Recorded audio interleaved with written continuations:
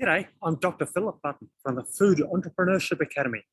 Here I am on the University of Melbourne's Parkville campus, and here behind me is Wilson Hall, which is the location of the university's graduation ceremonies. What I want to go through in this video is a bit about dairy products and the microorganisms that you're likely to find in them in a very introductory way, and give you a bit of an overview on the microflora of raw milk and spoilage of dairy products. So there's many spoilage microorganisms that are actually present in raw milk. So while gram-negative rods actually dominate,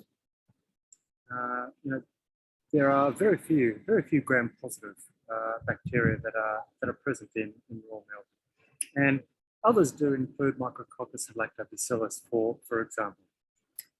So Pseudomonas may or may not dominate the microflora of raw milk, but of those that are present, many are actually psychotrophic.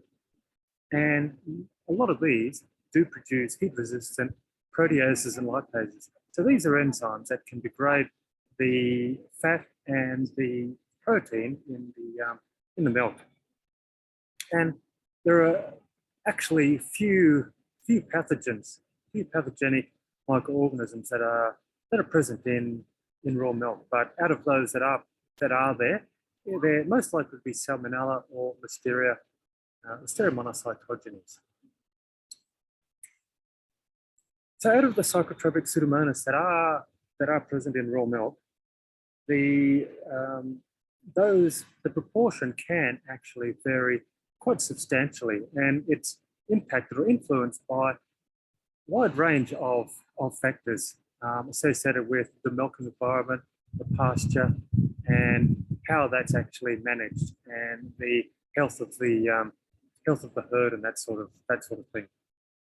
So the counts are generally low though, but they will increase with low temperature storage of raw milk, because that low temperature does select for the growth of those psychotropic Pseudomonas species.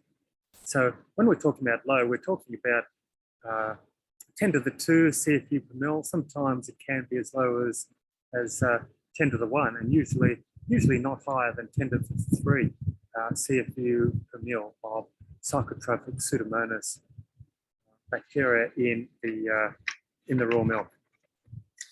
Now, with spoilage of dairy products, there's really two ways that dairy products can spoil based on the shelf life of them. So if we've got short shelf life products, and in this case we're talking about pasteurised milk, for example, those are generally spoiled by actual growth of microorganisms, because microorganisms are still likely to be, or are not likely, they are still going to be present, because pasteurisation is there for elimination of the pathogenic microorganisms, but the spoilage bacteria are still going to be present.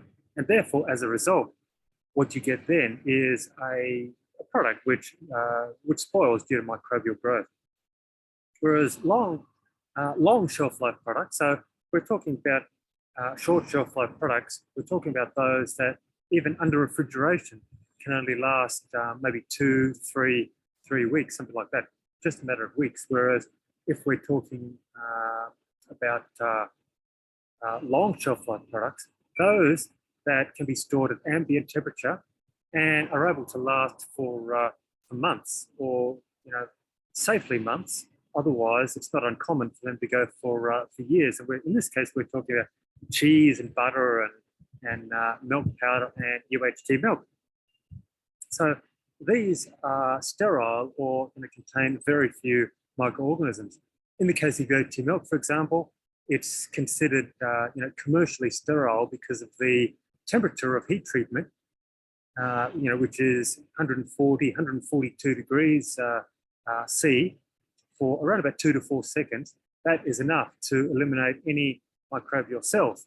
But it's enzymes that are most important, because it's the enzymes that tend to be heat resistant.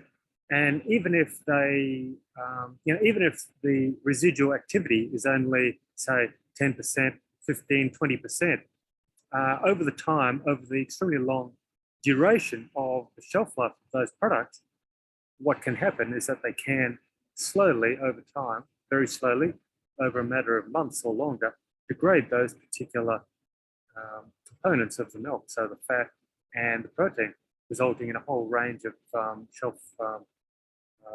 shelf life defects. But that's the topic of another video.